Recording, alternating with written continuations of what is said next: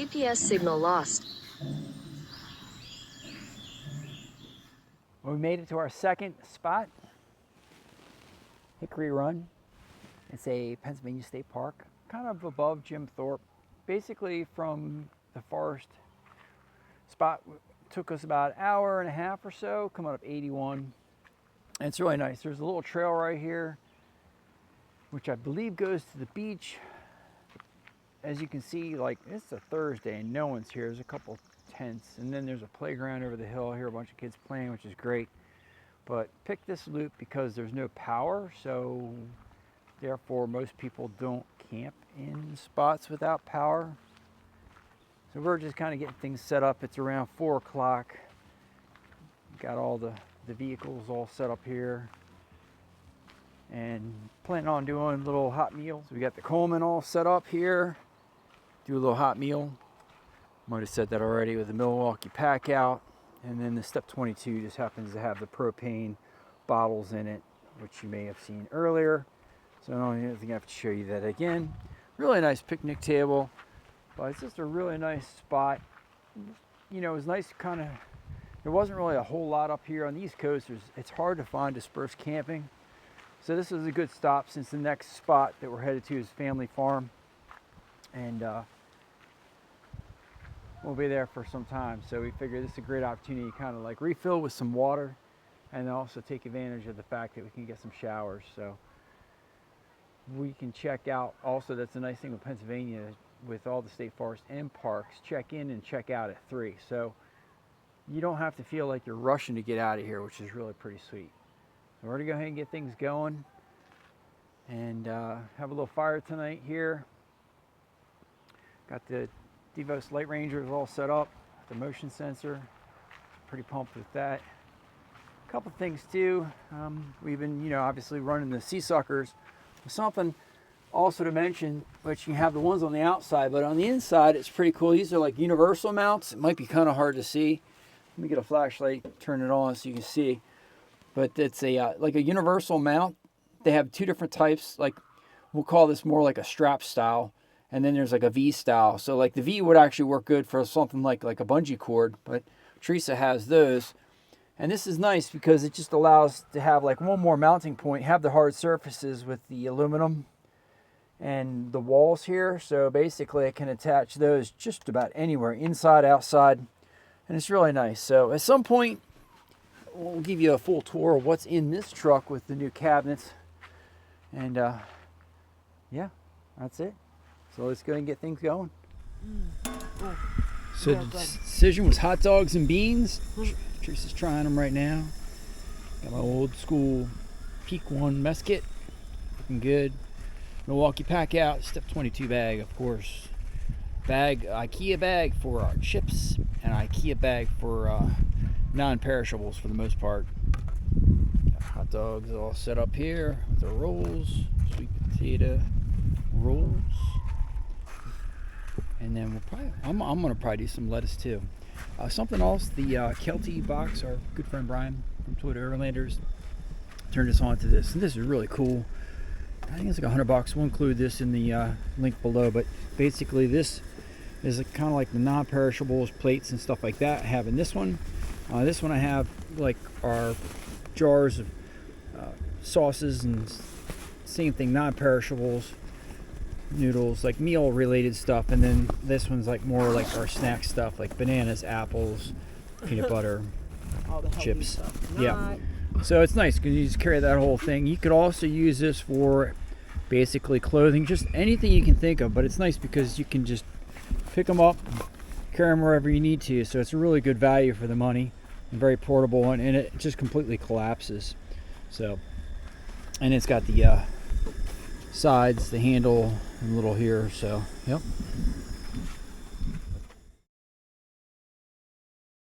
Right along. Go ahead. As you were. Yep. Keep going. Keep going. Come on. Come on, little guy. Come on.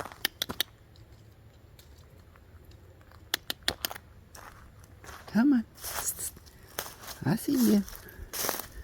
Come on, I see you. You can't hide. Can't hide. I see you. Come on down. Run along. There you go. Keep going. Keep going. Keep going.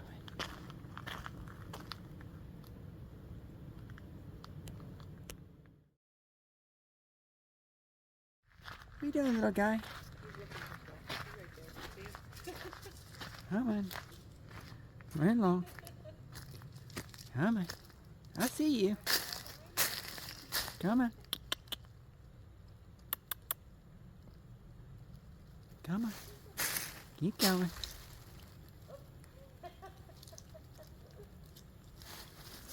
Keep going.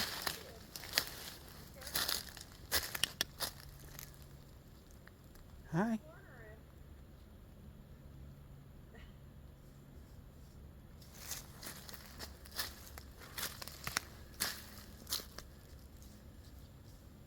Good morning, everyone. We had a wonderful this evening. There's Teresa. We are getting breakfast going here.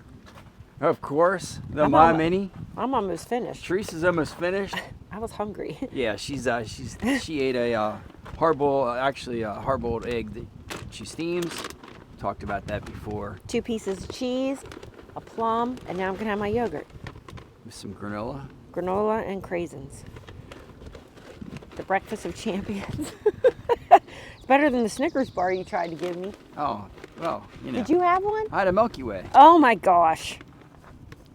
People, eat your protein first. What do you, is there any like sugars you got to have in the morning? I don't eat sugar. Coffee. Some people do coffee with like all that creamer and stuff, and then, so whatever. Do you. You do you.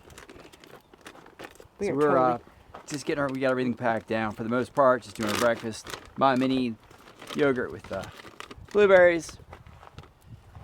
And that's it. So, wonderful evening. We had crazy showers.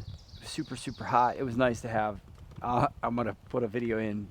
The shower that I had was like freaking like a power washer. It was crazy. I mean, it was so crazy I had to videotape it. So, I'll show you that. Teresa's shower was nice and hot. And then you said you went into the bathroom and you found what was in the bathroom? Oh, a little house wren. Because they had propped the door open. And I guess a little house wren went in there thinking that it could, I don't know what it was thinking. But at first, I just decided I was just going to let it be. But it was obvious it was not happy about being in there. It was like bashing into the screens on the windows. So the first 10 minutes of my shower experience was me running around this bathroom with my towel to catch this bird. And I was able to catch her. I said her because she was in the woman's bathroom, so I figured it's a girl. I got her cornered and I threw my towel on her, and then I scooped her up in there and I took her outside and I opened the towel and she just kind of sat there a minute like, oh my gosh, I'm free. And then she flew away. So that was my high point for yesterday. I was really happy about that I saved her, because I think she would have died, because she would have either fallen in a toilet, is what I was thinking was going to happen, because she kept banging into walls, or she would just have knocked herself out. So I was happy to rescue her. And then what was that wonderful noise we had last night? Oh, the raccoon climbing up the side of your truck and trying to get to the bag. We had just finished dinner and we were enjoying the fire and we were getting ready to pack everything up to stow it, like, because it's bear season here. And I heard this sound and Mark ran around the side and all of a sudden he started clapping his hands and I was like, oh my gosh, it's a bear. But it was a raccoon, and you got it on video, right? Yeah, you could drop that in there. The video in here. But the little guy was literally climbing up the side of the truck to get to the trash bag, which we had hung up high on one of our sea sucker hooks, by the way. And he came back, what was it, like 3 times? 4 times? Yep, relentless. Like even after you had packed everything away, he kept coming back looking for it. It was funny, and he was cute because he kept hiding behind a tree, and then he would peek out. You have video of that, right? Yeah, we'll put that in right here. That'd be so cute. And there's nobody else here at the park, but they've just learned. Yeah, they know. They know. They're no dummies. People leave They're their stuff out. I'm gonna get me some food. So I'm gonna get to this. It's looking good here. Just did an egg and a half this time. sprayed some of the olive oil spray. Is that what we had there? Mm-hmm. And Yep. should make it a lot easier. Just basically now just clean up. Cleanup was really easy, but you can see I just took. Look at that, like nothing. And it's neat. Where we're camped here is like a nice little like hiking trail.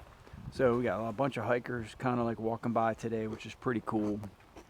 That's about the only people we've seen for the most part. Just give you a quick rundown, run around.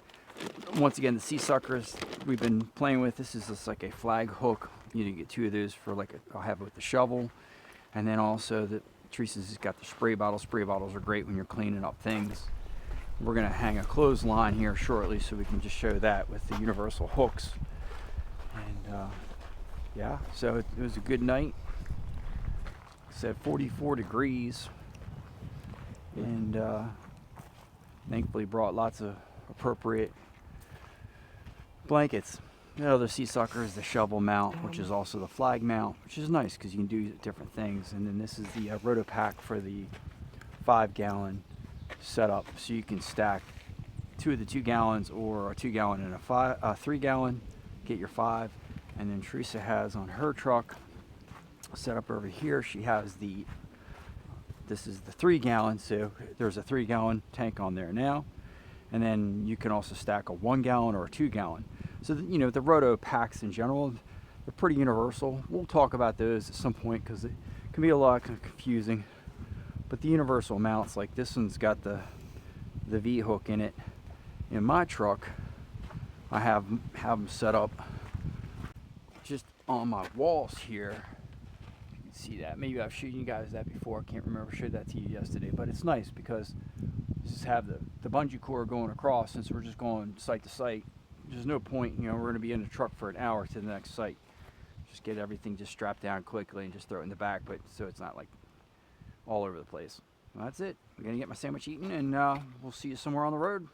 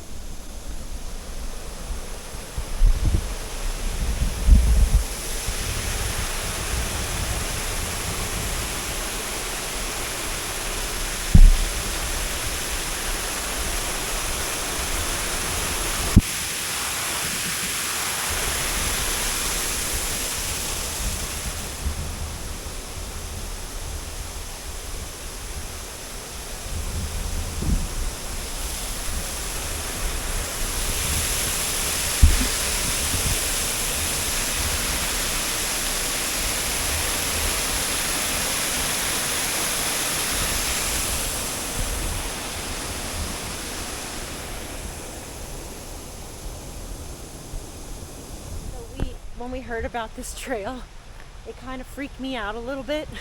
And so we saw a park ranger and we asked him, why do they call it Shades of Death? Because honestly, I was a little skeeved out.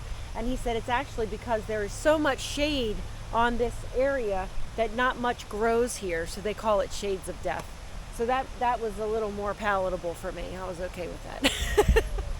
And we're checking out dams that were made by the CCC. There's 3 dams on this little like river area. So we just saw the one which they stock with trout so people can fish, and we're going to go see if we can find. He said this is the nicer one if we can find it.